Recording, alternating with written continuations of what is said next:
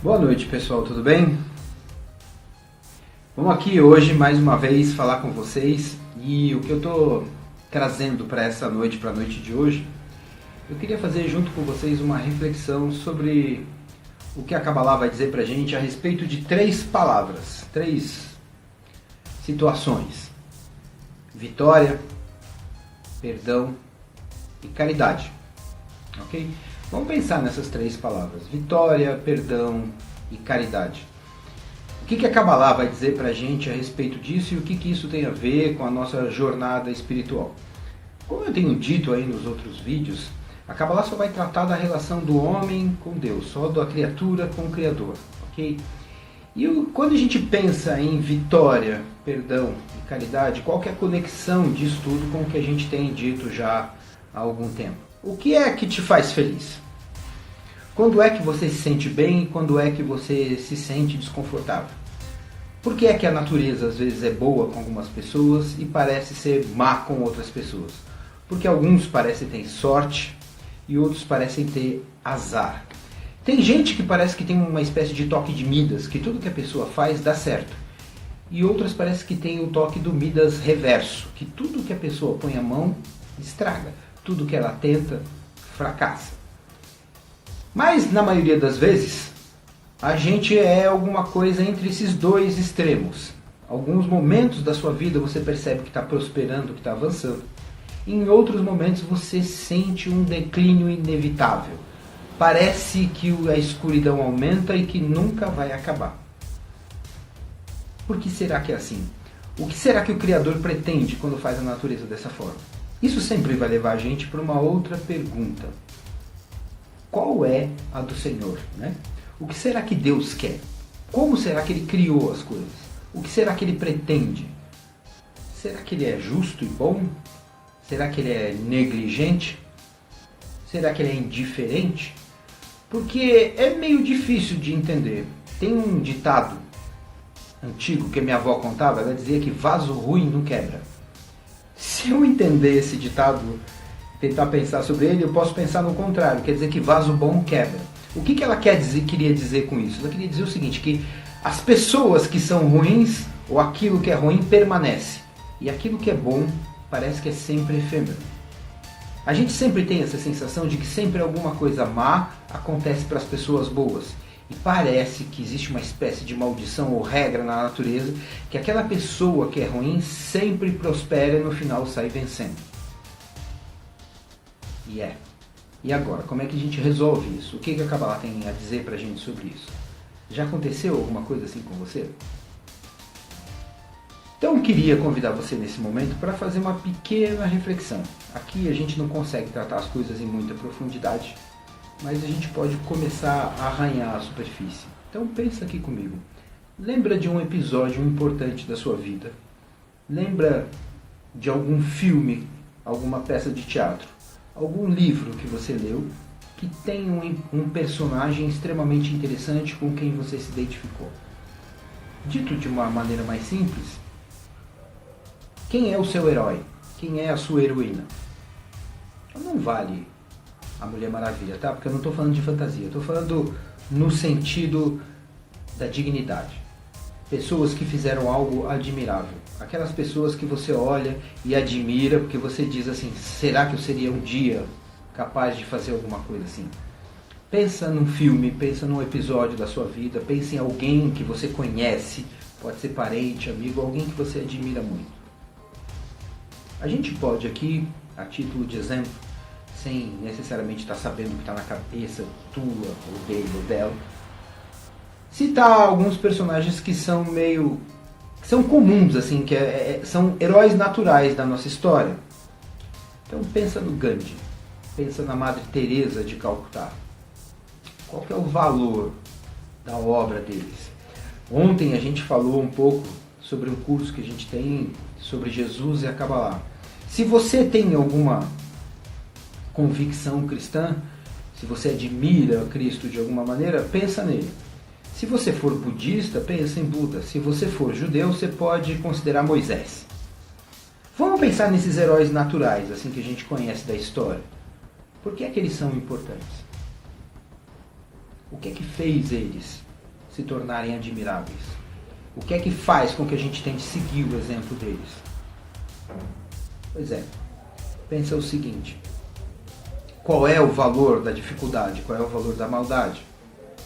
Quando eu falo que o tema da nossa conversa de hoje é vitória, caridade e misericórdia, ou vitória, caridade e perdão, o que eu estou querendo dizer com isso? A gente tem na nossa mente que essas virtudes são normalmente as virtudes que a gente gostaria de estar vivendo e são as virtudes que a gente admira nos nossos heróis. Via de regra, a gente sempre encontra alguma história, algum personagem que exerce essas virtudes de uma maneira muito mais intensa e muito mais profícua do que aquilo que a gente pode produzir a nossa vida inteira, às vezes em uma única cena, em um único episódio da vida deles. Todo mundo quer ser vitorioso, ok, até aqui é fácil, porque se eu for vitorioso nos meus empreendimentos, fatalmente eu vou estar feliz, porque vou estar realizando aquilo que eu me propus. É bom a gente falar sobre perdão. Perdão parece uma coisa muito cristã, muito judaica. Perdão parece alguma coisa muito fraternal, muito louvável, muito recomendável. Perdão é alguma coisa sublime. Caridade, a mesma coisa. Mas o que é que está por trás disso? E o que isso tem a ver com o sofrimento, com a dor, com a dificuldade e com esse meandro que eu falei? Por que será que a natureza ou o Criador permite que algumas pessoas que a gente entende que não são boas pessoas prosperem, enquanto que outras que parecem santas sofrem? Sente uma coisa comigo aqui agora. Lembra desse herói que você estava imaginando? Lembra dessa cena da sua vida que você passou? Seja lá o que for, tenta associar com o exemplo que eu vou dar agora. Imagina a Madre Teresa de Calcutá. Madre Teresa de Calcutá é um exemplo para todo mundo de caridade. Madre Teresa de Calcutá é o nível mais alto de caridade que alguém pode imaginar e que todo mundo sabe que não seria capaz de fazer nem 10% do que ela fez. Mas o que é que está por trás da Madre Teresa de Calcutá? O que é que permite que ela seja quem ela foi? O que está por trás da Madre Teresa de Calcutá? A virtude da caridade, que é uma das 3 palavras que eu estou propondo para a gente discutir hoje, é justamente o negativo. Madre Teresa de Calcutá só pode exercer a caridade dela a partir do momento que existem miseráveis. Eu não estou dizendo aqui que eu sou a favor de que a miséria prolifere e que as coisas se mantenham assim. Mas a caridade se torna algo impossível se não tiver o carente. É assim que a natureza funciona. As grandes virtudes não podem existir se não existirem grandes blocos escuros que vão dar oportunidade para que essa virtude se exerça. Pensando dessa maneira, se você refletir sobre sua vida, toda vez que você reclama dos problemas que você está passando, das coisas que te aconteceram, dos cenários que você acabou se enfiando ou que enfiaram você à revelia, mas que você não queria estar lá, essa é a sua única grande oportunidade de fazer alguma coisa digna, verdadeira e de exercer realmente algum tipo de virtude dentro de você. Se você pensar ao contrário, imagina que você tivesse milhões e milhões na conta bancária, tivesse uma saúde de ferro, tivesse cercado de pessoas competentes e amorosas. Já pensou que tédio seria isso? Lá no nosso YouTube, a gente tem um vídeo que eu começo dizendo alguma coisa mais ou menos assim. Pensa numa brincadeira de criança, um pega-pega na escola. Agora, pensa comigo que tem uma criança extremamente boa, que pensa só no próximo, e que ela está envolvida nessa brincadeira de pega-pega. E quando a brincadeira começa, ela tem que fugir. Quando ela vai fugir, ela pensando no próximo, ela para de fugir, fica estática e diz para a pessoa, pode me pegar. Que graça tem essa brincadeira? Nesse mesmo vídeo eu falo para as pessoas assim, pensa na seleção brasileira de vôlei feminino. Imagina a seleção brasileira de vôlei ganhando o campeonato. Uma coisa, ela ganhar o campeonato das chinesas. A outra coisa, ela ganhar o campeonato da Birmânia. Você já ouviu falar da seleção da Birmânia? Nem eu. Então, onde está o valor da vitória, que é a segunda palavra que a gente trouxe para discutir aqui com vocês? O valor da vitória é exatamente proporcional à potência do esforço que você faz para atingir essa vitória. Porque ninguém vai querer uma medalha sem ter entrado em campo. Ninguém vai querer um troféu sem ter disputado o campeonato. E só os hipócritas vão querer um diploma de um curso que não fizeram. Só um estelionatário ia querer uma coisa assim.